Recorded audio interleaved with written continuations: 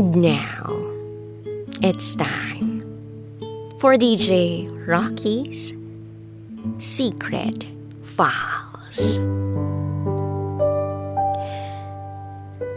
Aayusin ko munang sarili ko para sa pagbalik mo. Enough na ako para hindi mo iwan at para ipaglaban mo. Hi DJ Rocky. Ako yung isa sa mga taga-subaybay mo. Halos lahat ng story ang binasa mo napakinggan ko na. Itago mo ko sa pangalang Yuka. And this is my secret file. By the way, I'm a single mom.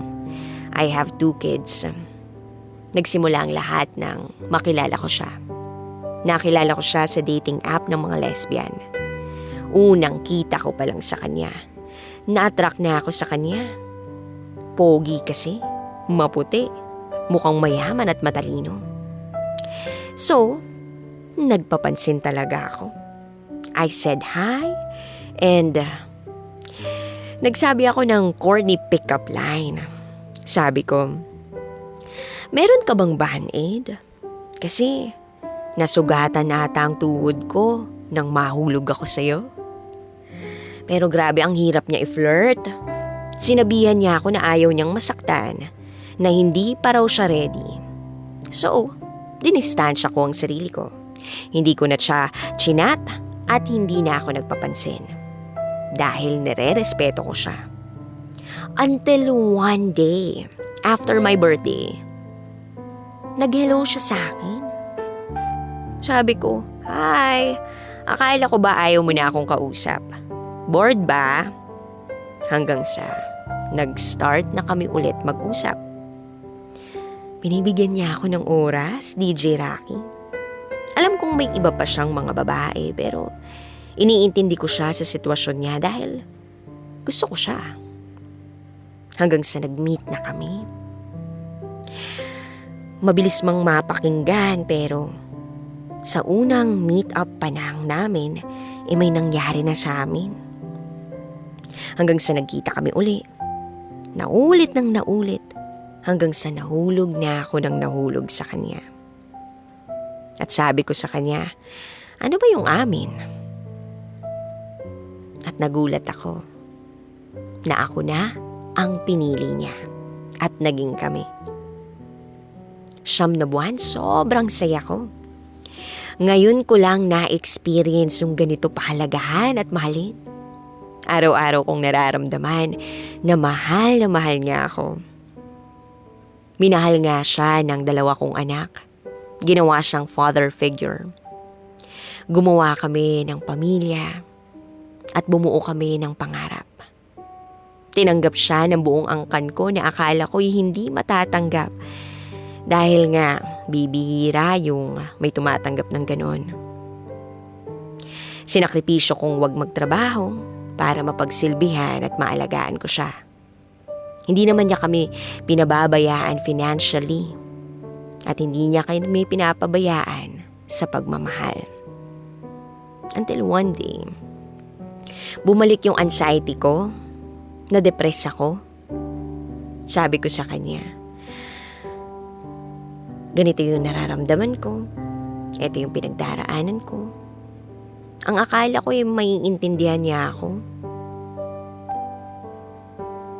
Akala ko hindi niya ako iiwan sa ganong sitwasyon. Yung sitwasyon kong naiisip kong magpakamatay. Yes, there were times na muntikan na ako magpakamatay. Siguro doon na-trauma ko siya. Iniwan niya ako. Napagod siya. Hindi na raw siya masaya. Pero gumawa ako ng paraan. Nakiusap ako sa nanay niya. At sabi ko, bigyan lang ako ng 2 buwan para ayusin namin yung relasyon namin. Hinayaan niya akong magstay.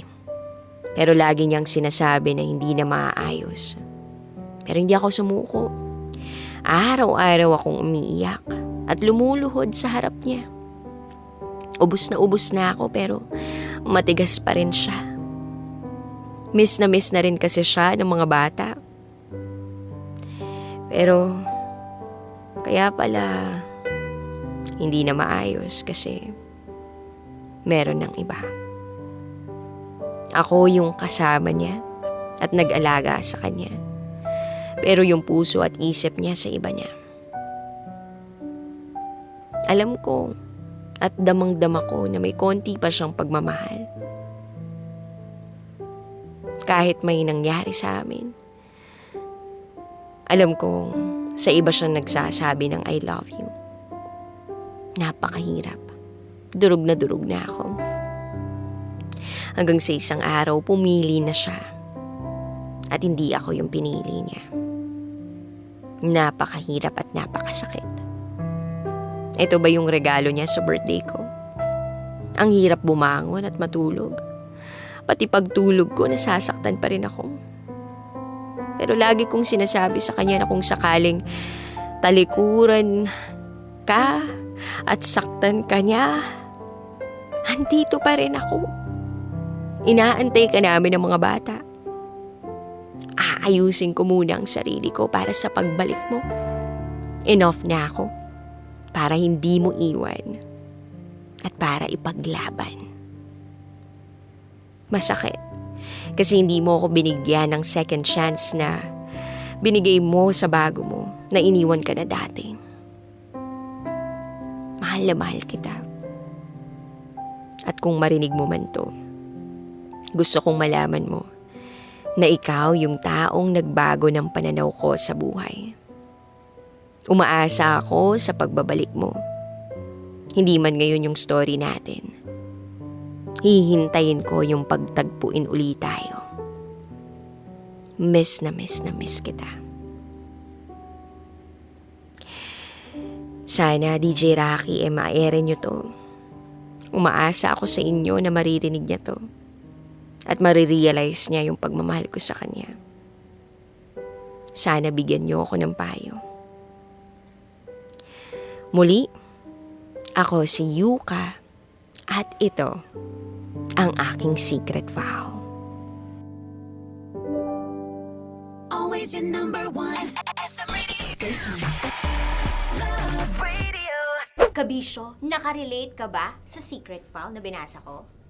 Kung nakarelate ka, mag-subscribe ka na dito sa aming YouTube channel at pindutin mo na rin ang notification bell para updated ka sa mga susunod na episodes ng DJ Rocky Secret File.